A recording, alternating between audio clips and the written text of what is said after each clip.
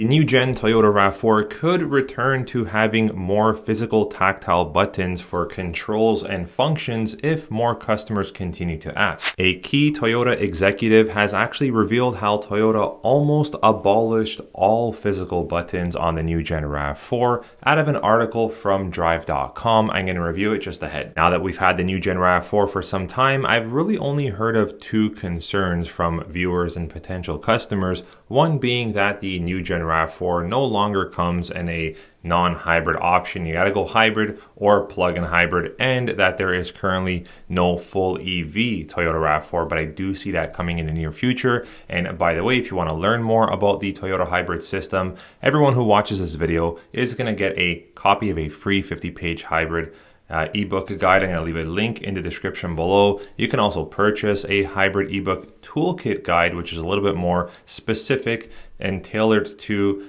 viewers that already own and drive a Toyota hybrid vehicle. And if you appreciate hybrid Toyota related content like this, consider subscribing to the Toyota World YouTube channel. So powertrain availability was one topic, and the other big topic, which kind of started right out of the gate when Toyota released the new gen RAV4, was the lack of actual button controls and physical buttons on the new gen RAV4. Whatever model you're going with, it doesn't matter if it's a plug-in, if it's a entry-level LE, there is way less physical tactile buttons in the new RAV4 when compared to something like the previous gen, and when compared to a lot of other Toyota models as well. Okay, let's get right into this article. So I'm gonna leave a link in the description below to the actual article. You guys can go ahead and check it out yourself, but I'm gonna go through most of it here. So the chief engineer behind the new Toyota RAV4 has openly admitted it has the minimum number of physical buttons we could get away with after moving switches for fan speed, heated seats, and other key functions into the touch screen itself. Now, this article does state that Toyota is actively monitoring customer feedback on the new gen RAV4, as in my opinion, they monitor a lot of the feedback on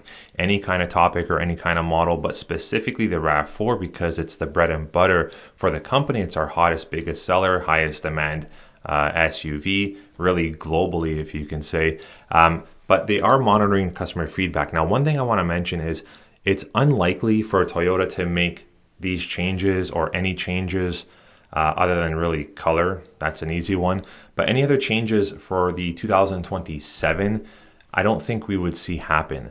2027 model, this just came out for 2026 model, probably when Toyota releases a refresh for the new gen RAV4, which usually isn't until a few years after the inception of the new generation style. So maybe 2028 model, maybe 2029 if not. You know, that's when manufacturers do a slight mid-model change or a little refresh on the interior or exterior. That is probably when we would actually see any changes to the amount of physical buttons on the interior, in my professional opinion, working with the brand for nearly 20 years. But they are monitoring this situation. So definitely, guys, if you want to have Toyota return to having more physical button controls like what you had maybe on your previous gen RAV4, definitely speak up, leave a comment in the comment section, and Toyota is keeping an eye on this. On this article, it does spell out for you what Toyota did keep in terms of physical controls and buttons. So on the new gen RAV4, it has retained a traditional volume dial alongside buttons for air temperature, defrosters, hazard lights, EV mode, driving modes, and in the front wheel drive grades, an auto LSD mode. This is all true. So these are some of the, or most of the physical buttons that you can still access via touching the control instead of going through the actual multimedia screen. Now, this key Toyota executive or designer named Yoshinori admitted that at the start of development for the new gen RAV4, nearly all key interior controls were on the screen. So it looks like they had everything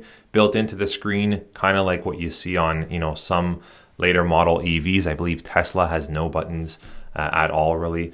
So Toyota actually went that route in the beginning or in the early days, and it seems like, as per this article, they retracted back and still continue to have some controls at the bottom or just north of the gear shifter gear selector. Now, again, reference the article below, but this paragraph is rather interesting for you 26 or new Gen RAV4 customers, owners, or potential customers. I see there's so much stuff going on the screens at the moment. And that was specifically the issue, it states here, which is what is the minimum that we can get away with using physical switches, because we were trying to push more onto the screen. So what you're looking at in the new Gen RAV4 is what Toyota thought was the minimum. It also reads in the article that Toyota was aware and thought that the preference for having physical buttons versus having everything within the touch screen was a regional preference. So depending on where you're from and where you're located, you know, countries, states, provinces, etc., that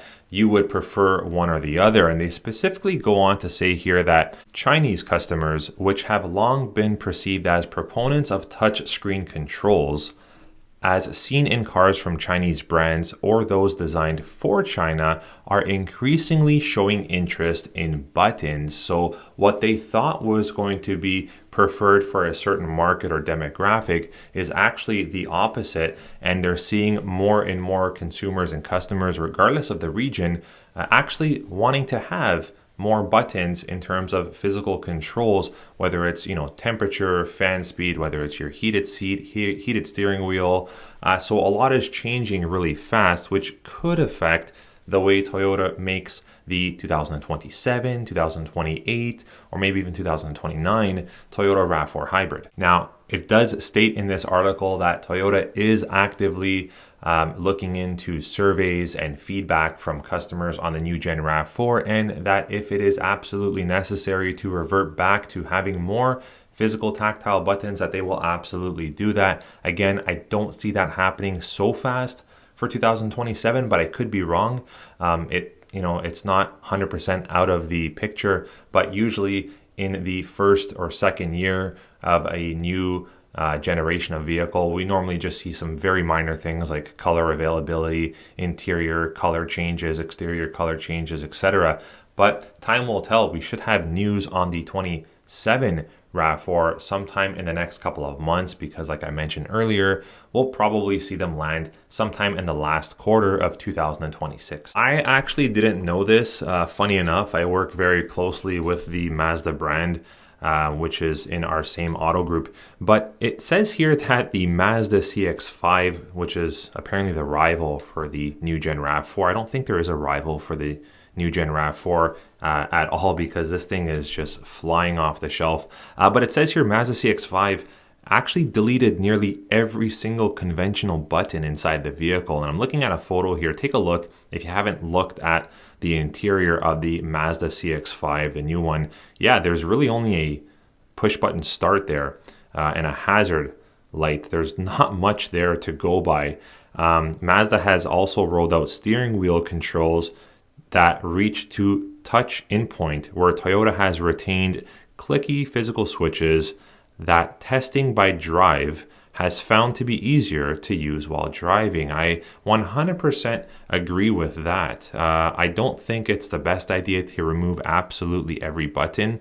I think Toyota went with a little bit of a fair balance, in my opinion, with the new Gen RAV4, but being that it is a drastic change on, the driving perspective or experience of the driver from the previous Gen RAV to the new Gen RAV4, I could see how it could be quite the controversy. But just like this Drive.com article states and says, if you speak up enough and if you give out your input and opinion, if Toyota feels that it's necessary to make changes and go back to having more button controls on the new body style Toyota RAV4, then they will do that. So let me know what you guys think about this in the comment section. I had no idea that Mazda actually went way overboard with removing all the button controls. In my opinion, that's a huge change from what drivers and customers are used to. But they do state, Mazda, that what does it say here? The CX-5 program manager has gone as far as to claim that Mazda's big touchscreen is safer than fitting a row of buttons. I'm on the fence on that one. I think it's only practical to give a judgment on that after driving such a vehicle for some time. but I do prefer having more buttons than not.